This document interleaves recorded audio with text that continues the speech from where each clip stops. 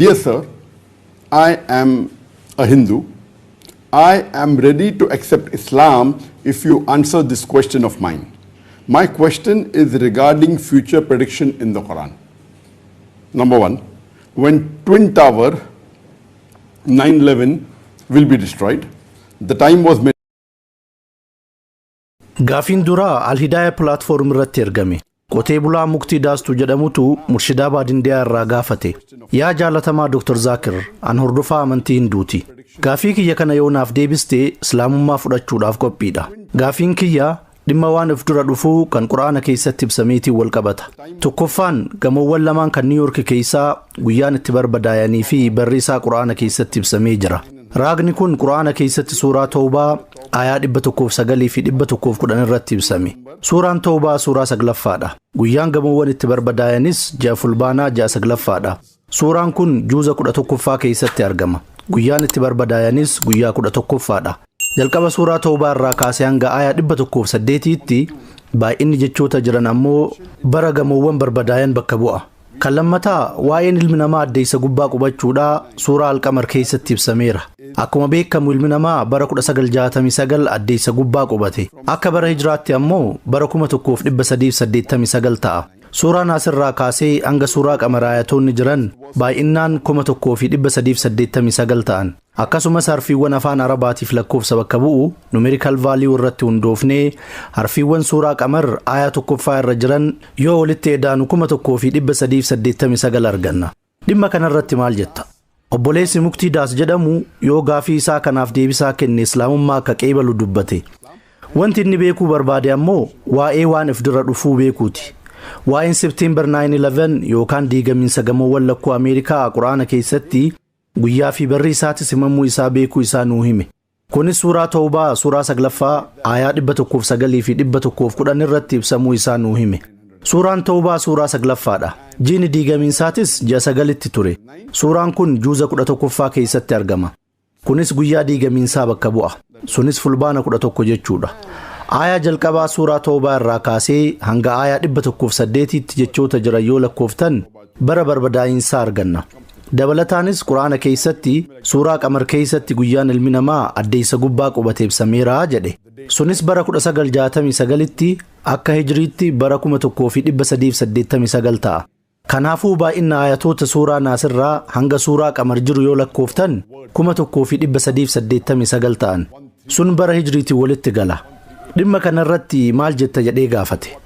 Fakkeenyota inni amma kenne lamaan kanniin wal qabatee tafsiirri Quraanaa waa'ee isaanii dubbatu hin jiru. Kun akka ayyaadutti waa mi'eessuudhaaf kan daddabalameedha. Musliimoonni gariin raagota jiran Quraanaa wal qabsiisuudhaaf yaalii taasisanidha.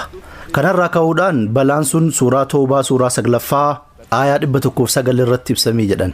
Suuraa Tawbaa suuraa 9ffaa aayaa 109 yoo dubbistan wanti jedhu sila nama dhaaba waan ijaaruu sodaa rabbiitiif jaalala isaa barbaaduu jecha ijaaretu caalamoo nama dhaaba takkaa jaarmaya isaa qaccee yookaan moggaa qarqara boolla ibiddaa yookaan qarqara hallayyaa kan jiguu ka'e irratti ijaarutu irra caala. Dubbii Quraanni waa'ee diigamiinsaa haasawee kana namni gamoowwan lakkuu waliin wal qabsiisuudhaaf yaada haarawaa qabatee dhufe. Sanboora Quraana keessatti wanti kun ibsameera jedhe. Kun guutumaan guututti dogongora.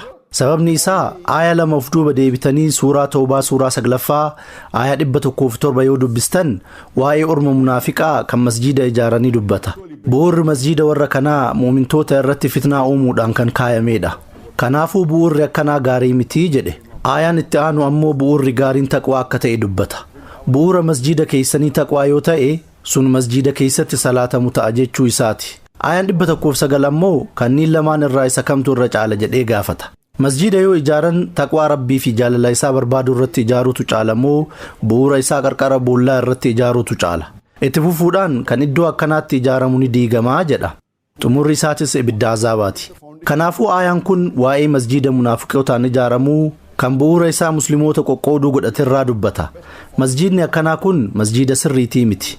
Itti aansuun yeroo Nabi Muhammad sallallahu alaihi wasallam sanitti munaafiqoonni akkamitti masjiida akka ijaaran dubbate.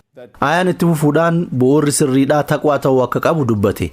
Aayaan 109 irra caalaan masjiidaa kan bu'uura isaa sodaa rabbiitii fi jaalala isaa argachuu godhatee ijaarame akka ta'e nuu hime. Inni qarqara hallayyaa irratti ijaarame kan diigamu akka ta'e ibsa. Tafsiirri tokkolleen aayaan kun mudannoo September 9/11 ibsa jedhee kan ibsa hin jiru. Hamileedhaan kaka'uudhaan musliimoonni wantoota tokko tokko walitti galchuudhaaf yaalan ni jiru. Kun guutumaan guututti sirrii miti. Tilmaamota akkanaa keessa seenuu hin qabnu. Kun yoo dhugaadha jenne aayatoonni kanaan dura jiran kan waa'ee waraana mushrikoota Makkaa waliin godhamee ibsan guyyaa waraana godhamee walitti galaniiru. Sunis suuraa Tawbaa keessatti argama. Kunis suuraa 9ffaa juz'a 11ffaa keessatti argama.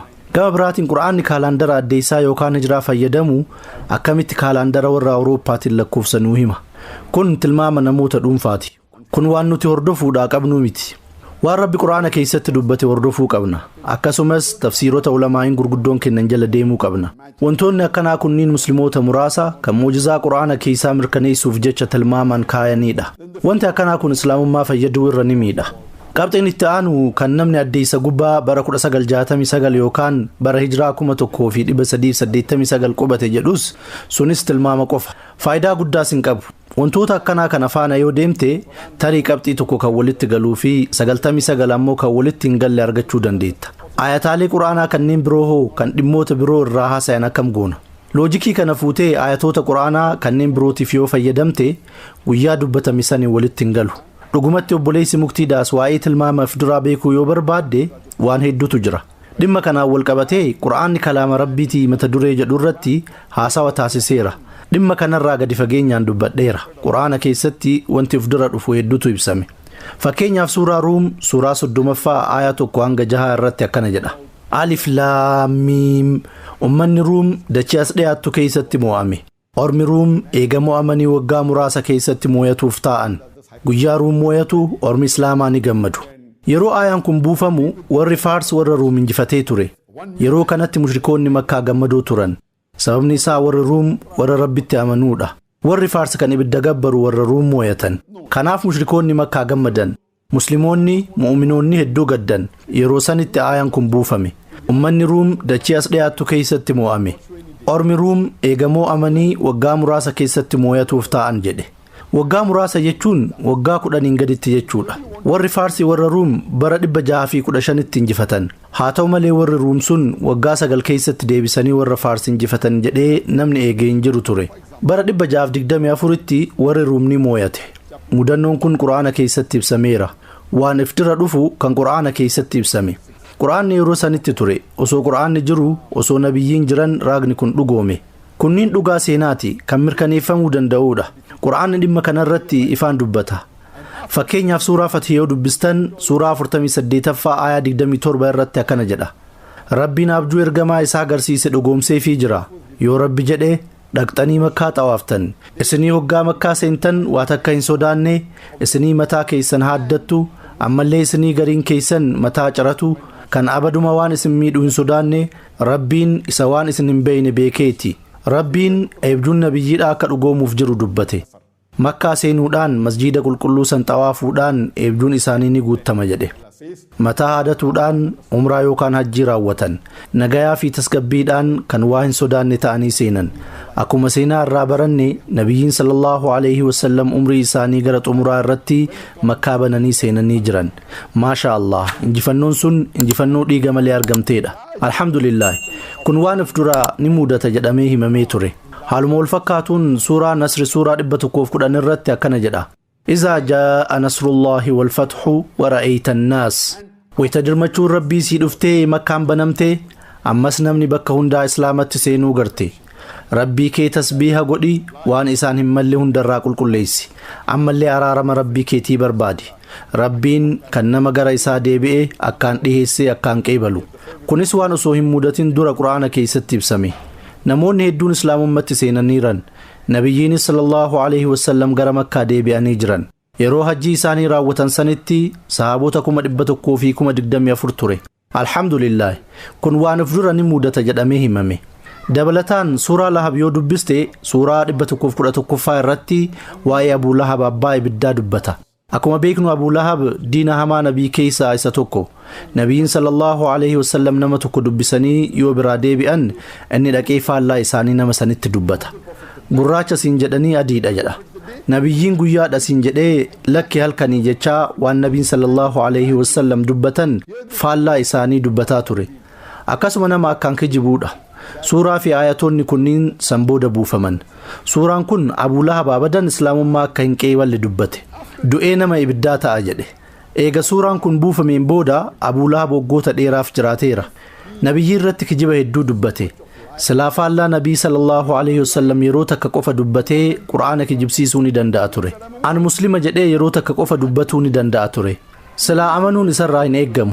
Ani muslima jedhee osoo dubbatee Qur'aana kijibsiisuu ni danda'a ture. Rabbi subhaanahu wa ta'ala Abuu Lahab abadan islaamummaa hin qeebalu jedhee osoo inni lubbuun jiru dubbate.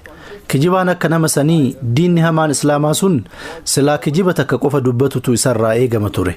Osoo inni yeroo takka qofa kijibee Qur'aana kijibsiisuu ni danda'a ture. Wanti isarraa eegamu ani muslima jedhee dubbatuu qofa. Salaatuun irraa hin eeggamu, muslima fakkaatuun irraa hin eeggamu. Ani muslima jedhee hima takka qofa dubbatutu irraa eegama ture. Saniin Qur'aana kijibsiisuu ni danda'a ture. Haa ta'u malee inni hin dubbanne akkasumatti du'ee ibidda seensifamuu isaa ni beekna. Waan of dura dhufu himuu jechuun kana. Yoo waan akkanaa beekuu barbaadde dhimma waan of dura dhufuu kan Qur'aana keessatti ibsame beekuu yoo barbaadde viidiyoo kiyya kan Qur'aanni kalaama Rabbiitii jedhu ilaali. Dhimma sanirraa sa'aa 1 fi daqiiqaa 45 haasawe. Yeroo gaafii fi deebisaa yoo walitti edaane sa'aa 3 fi walakkaa ta'a.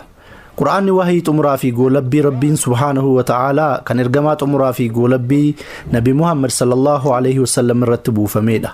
Kitaabni kamuu kalaama Rabbii ta'uu isaa mirkaneessuudhaaf qormaata yeroo dabruu qaba. Yeroon durii yeroo mu'jizaati. Qur'aanni ammoo mu'jizaa caale. Itti aansuun yeroo hogbarruutti dhufe. Araboonni muslimas ta'ee kanneen muslima hin ta'in Qur'aanni kitaaba dachirra jiru keessaa kitaaba irra bareedaa ta'uu isaa irratti walii galanii jiran. Yeroon amma irra jirru yeroo hogbarruutii miti. Kitaabni tokko bifa akkaan bareedaa fi nama hawwatuun dachiin diriirtuudha osoo jedhee namni ammayyaa itti amanaa? Deebisaan hin amanu kan jedhuudha. Yeroon amma keessa jirru yeroo saayinsii fi teeknooloojiiti.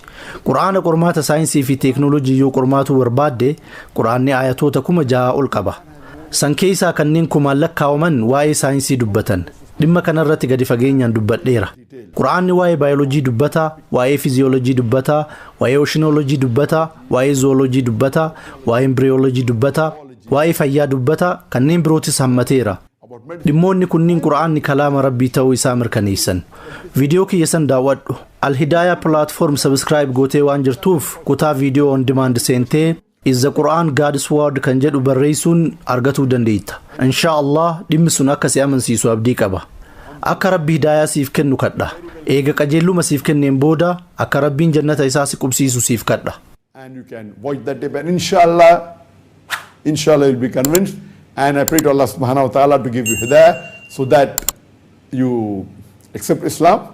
And inshallah pray to Allah subhanahu wa ta'ala that after